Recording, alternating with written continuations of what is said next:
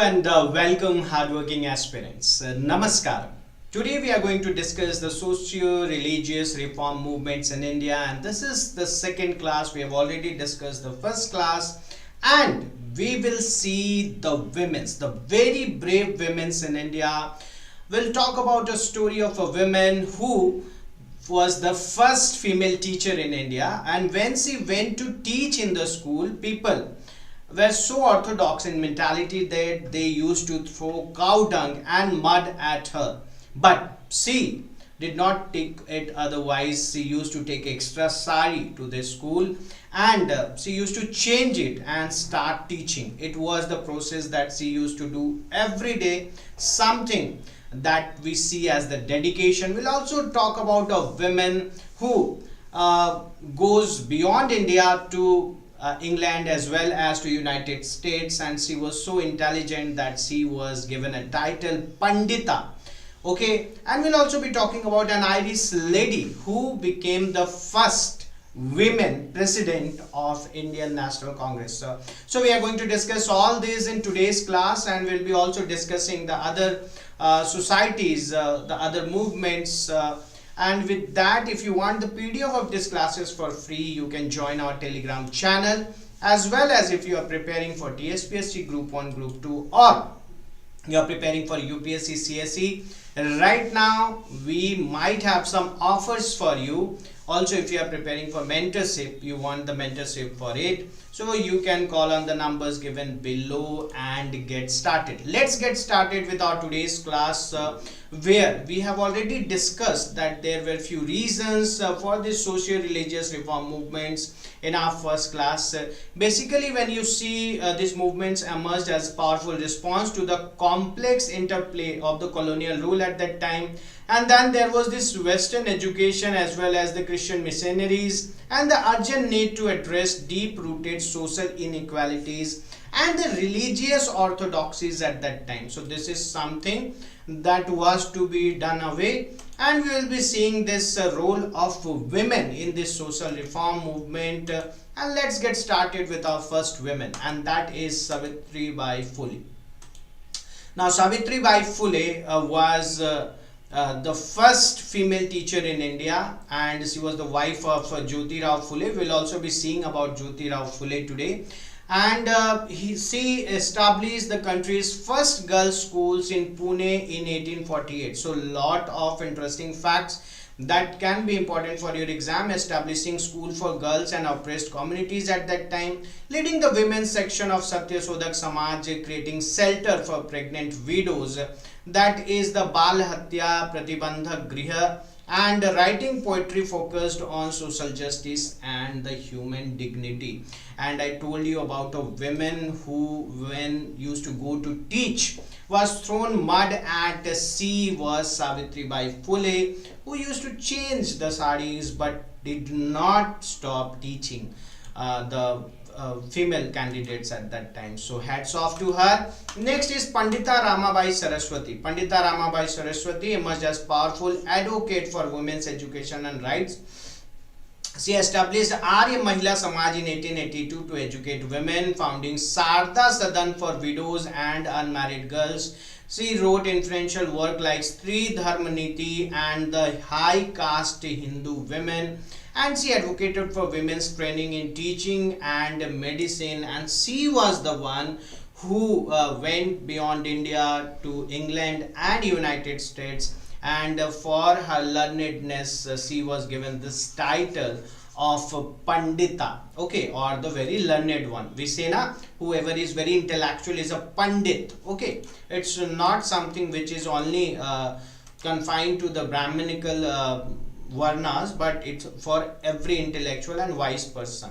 Next is Tarabai Shinde. Tarabai Shinde co-founded the Satya Sodhak Samaj and critically examined the patriarchal structures. Her writing addressed caste oppression and gender equality, defining these issues for modern India at that time. This is something that you should know. And also Annie Besant. Annie Besant through British played a crucial role in Indian reform movement. She led the Theosophical Society, founded the Central Hindu School in Banaras, and became actively involved in the Indian independence movement. She was also the very first woman president of the Indian National Congress. And for Tarabai Shinde, you must know that she has written a very famous book which name was Stri Purush Tulna. Okay, the name of the book was Stri Purush, that is basically female and male, Tulna, that is the comparison. Okay, this is something that you should know, might be asked in the examination. So for that perspective, so let's get going and let's see the next. It is about what are they going to bring the changes. So women rights and social challenges. Abolition of sati happened in the 1829. We saw about it that there were efforts from William Bentinck as well as from Raja Ram Mohan Roy. Legalization of widow remarriage, this is in 1856 something. We will see where Ishwar Chandra Vidyasagar will also have a place. Sarda Act of 1929, this was raising the minimum age for marriage and promotion of women's education and challenges to the Parda system and gender based restrictions at that time. There were some caste movements and anti-caste struggles also. Let's see them one by one. One of the very famous caste movement was Satya Sodak Samaj. Now here is the husband of Savitribai Phule. Jyoti Rao Phule founded the Satya Sodak Samaj. It means Truth Seekers Society on September 24, 1873 in Pune, Maharashtra. Now what it was properly against, it was a radical challenge to Brahmanical supremacy at that time, something that was gaining a lot of hype at that time. So liberation of Sudras and Dalit from the social culture slavery, elimination of priestly mediation in religious practices, promotion of education among lower caste, creation of unity among oppressed communities and opposition of Vedic culture and the Aryan domination is something that he wanted to do away with. Okay, the key activities, if we see, opened membership to all regardless of caste or faith, opposed orthodox religious and social norms, especially relating to untouchability, casteism and widow exploitation. He conducted ceremonies and rituals without Brahmin priest. This is something to notify, and organized peasant mobilization, especially in Satara and other parts of Maharashtra, where peasants revolted against Brahmin landlords inspired by the Samajist doctrine. Now, many temples were boycotted or vandalized as a form of protest. Phule's critique of the caste system was articulated in his seminal work Gulamgiri. Gulam basically means a slave. Gulamgiri means slavery, which condemned the exploitation of non-Brahmin communities. And the Satya Sodak Samaj performed marriages without Brahmin priest and promoted inter-caste marriages at that time. Next is Dr. B.R. Ambedkar and the Dalit movement. Dr. B.R. Ambedkar, obviously the very famous one, the person who has said to have crafted the Indian Constitution. His efforts were a lot in that. So Dr. Bhim Rao Ramji Ambedkar from 1891 to 1956 emerged as the most prominent leader of the Dalit movement.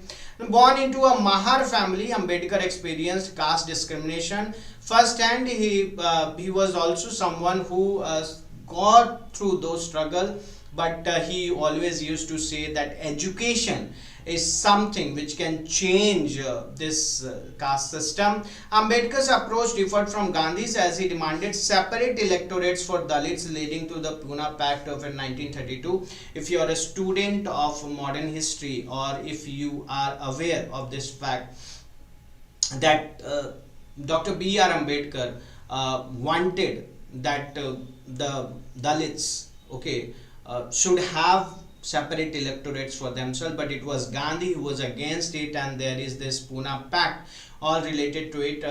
We have already done a short video and also a long video on this, so you can go and check it out. Now his conversion to Buddhism in 1956 inspired millions of Dalits to embrace Buddhism as an escape from Hindu caste oppression at that time. This is something that you should notify. Major contribution to Dalit rights of Dr. B.R. Ambedkar, if we talk about, so founded Bahiskrit Hit Karni Sabha, that's in 1924, with the motto educate, agitate and organize. Led the Mahad Satyagraha for Dalit accused to public water sources. This is very famous. Okay, establishment the Independent Labour Party 1936 and Scheduled Caste Federation 1942. So all of these that you're seeing that I've highlighted can be asked in the exam, and few of them has already been asked in the exam. Drafted the Indian Constitution with provision for Dalit protection and introduced the reservation system for scheduled caste and tribes at that time. Next is the Periyar. Periyar obviously very famous in the southern Indian part. Erode Venkatappa Ramasamy, known as Periyar, launches the self-respect movement in the 1920s to challenge again the Brahminical dominance in the Tamil Nadu movement. He is said to be the one who has founded the Dravidian movement. After leaving the Indian National Congress in 1925 due to its Brahmin dominance, Periyar founded a movement dedicated to the rights of Dalits, Adivasis and women at that time. The principles of self-respect movement: no inequality among people based on birth, economic equality between rich and poor, complete gender equality, eradication of caste, religion and the regional attachments, rational thinking free from superstition. The movement promoted self-respect marriages without Brahmin priest, encouraged inter-caste marriage and advocated for women's rights including contraception and divorce. Periyar's ideology laid the foundation for the Dravidian movement in Tamil Nadu. There was one more about whom we have read that he encouraged the marriages without Brahmin priest. Please tell me in the comment who that individual was. Let's see the next, Justice Party and the non-Brahmin movement. The Justice Party, officially known as the South Indian Liberal Federation. This is again very important. It can be asked. Established in 1916 to represent non-Brahmin interest in the Madras Presidency. Founded by Dr. T.M. Nair, P. Thiragya Chetty and C. Natesa Mudaliar. The party challenged Brahmin dominance in government jobs and education. So these four here are the founders of the Justice Party, and the achievements and impact if you talk about: won the first direct election in Madras Presidency in 1920, enacted the Madras Elementary Education Act of 1920, introduced communal representation for non-Brahmins, promoted women's education and welfare measures, and later transformed into Dravidar Kazhagam under Periyar's leadership. So this is something to notify. Now let's see the next, that is the Theosophical Society, Home Rule and the Christian Missionary Impact. So Theosophical Society, it was founded in New York in 1875 by H.P. Blavatsky and H.S. Olcott, moved its headquarters to Adyar near Madras in 1882. Under Annie Besant's leadership from 1907, the society played a significant role in India's spiritual and educational revival. Now you have to understand one thing, it was a society which also played a huge role for spiritual upliftment. Okay, this is something other parties are not doing, so this is difference here that you should understand. Now contribution to the Indian society if we talk about, so they will promote universal brotherhood and without distinction of race, creed or caste, that we can see, advocated for the study of comparative religion and philosophy, established educational institution including Central Hindu School in Banaras. Now this is very famous, it will go on to have an impact on Banaras Hindu University as well. Supported Indian independence movement through the Home Rule League and fostered appreciation for ancient Indian wisdom and philosophy. Home Rule movement is something that was a political campaign in early 20th century India, primarily between 1916 and 1918, that aimed to achieve self-government or the Home Rule for Indians within the British Empire. It was inspired by Irish Home Rule League and marked a turning point towards assertive nationalistic politics at that time. The movement was mainly led by Annie Besant, an Irish English social activist, and Bal Gangadhar Tilak, a prominent Indian nationalist. Now, it started after the extremist and the modernist. Okay, both extremists got away from the Indian National Congress, and later on it was an effort by this extremist, especially by Bal Gangadhar Tilak, to create an impact in the Indian national movement. Main objectives if we talk about: attainment of the self-government for India or the Home Rule that we can see under the British sovereignty, the promotion of political education and discussion among the masses, reviving political activity and uniting Indians, and building confidence among Indians to oppose the suppression. Activities and program: establishment of two Home Rule League, one led by Tilak, that was in Western and Southern India, and the other by Besant to rest of the India. Year-round organization of public meetings, demonstration, public propaganda, political propaganda through media and newspaper, libraries, social work. The campaign reached even politically backward regions such as Gujarat and Sindh, and Annie Besant launched newspapers like New India and Commonwealth to promote home rule. So this is something. And also with Bal Gangadhar Tilak, it is very famous that he started the Shivaji festival, he started the Ganesha Utsav, okay, to bring people into the forum and then to explain them about these problems, this issue. So using the religious festivals for getting the people attention towards the nationalist movement. Causes for its emergence, if we see, disappointment with the Government of India Act of 1909, which failed to meet rationalist aspirations, split with the Congress Party in 1907, and the relative lull in the political activities, wartime hardship, high taxation at that time, also the rising prices at that time during the First World War, and desire to mobilize a broader base and challenge the Congress's passive approach under moderate leadership. Okay, now Annie Besant, Bal Gangadhar Tilak, G.S. Khapade, then Sir S.B. Subramaniam Iyer, Joseph Baptista, and Muhammad Ali Jinnah were some of the very key leaders of this movement. Other supporters included Motilal Nehru, Jawaharlal Nehru, and Bhulabhai Desai, Chittaranjan Das, and K.M. Munshi. This name Muhammad Ali Jinnah might surprise you, but yes, he was a part of it. Next is the Christian missionary influence. So there were Christian missionaries coming to India right away when the Portuguese started to came to India. Okay, now despite their primary evangelical missions made significant contributions to Indian society. What was that? We will see that they will establish schools, colleges, hospitals across India, promote women's education and healthcare, advocated against social evils like sati and child marriage, supported widow remarriage and caste equality, and also introduced Western medical practices and hygiene. There were some challenges and resistance to them. What were their? Religious conversion created conflict with local communities perceived as agents of Western culture imperialism, and faced resistance from Hindu and Muslim religious authorities. Also created tensions between traditional and the Western values.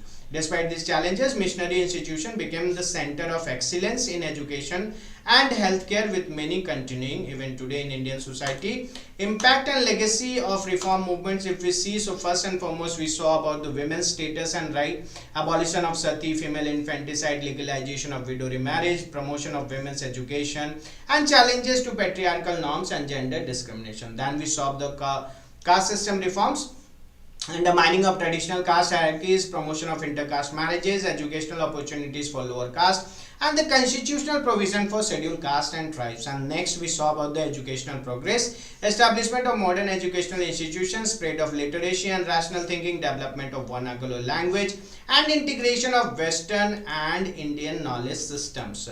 So there were also impact, the religious and cultural impact, the political and national consciousness, and the institutional legacy. Let's see this. So the reform movement led to the significant changes in religious practices and cultural attitudes, elimination of superstitious practices, promotion of monotheism, and revival of ancient Indian philosophy, along with development of religious traditions. These were the religions and cultural impact. Political and national consciences, if we see, development of national identity and pride. Challenges to the colonial culture, hegemony, and training of political leadership is something which made the foundation for the independence movement. And institutional legacy, if we talk about, many institutions established during this period continued to serve Indian society. Educational institution founded by reformers, healthcare system introduced by missionaries, social organization promoting equality and justice, and also the constitutional measures for providing the minority rights at that time. Let's see a few of the questions, and are we able to solve this question? So with reference to Savitribai Phule, consider the following statements. She was India's first female teacher. Yes, she was. She was associated with the Satya Sodhak Samaj. Yes, she was. She opened Mahila Seva Mandal to advance women's right. Yes, she was. So all the three is correct, and you can pause the video and see this explanation here. And also, if you want the PDF of this classes for free, you can join our Telegram channel. And also, if you have any question for any of the educator here, you can call us on this number for free and ask your question. Who among the following established Arya Mahila Samaj in 1882 to promote women's education and stop child marriage? If you remember who it was, well, the correct answer is Pandita Ramabai. Okay, next question is Annie Besant is associated with which of the following movements? Theosophical Society, yes. Home Rule Movement, yes. Brahmo Samaj, no. Brahmo Samaj, who was related? It was Raja Ram Mohan Roy who was related with the Brahmo Samaj. The earliest non-feminist act in India, Stree Purush Tulna. I also wrote it for you. So who wrote this book, Stree Purush Tulna? Well, the correct answer here is Tarabai Shinde. Okay, next question, which of the following correctly describes the objectives of the Satya Sodhak Samaj? So it is the upliftment of women, Sudra and the Dalit community, and yes, that is the correct answer. Again, if you want the PDF of this classes, you can join our Telegram channel, and also if you are preparing for UPSC, TSPSC, APPSC, for one-on-one live mentorship by Deepika ma'am, you can call on the numbers given below and get started with your journey. Mentorship is something which helps you shorten your distance towards that administrative services, and Deepika ma'am has made hundreds of aspirants join the services, so you can use that experience of her, and also keep working hard towards your dream. Be consistent. Today or tomorrow you will be successful. Thank you so much. We'll meet again if you subscribe. Namaskaram.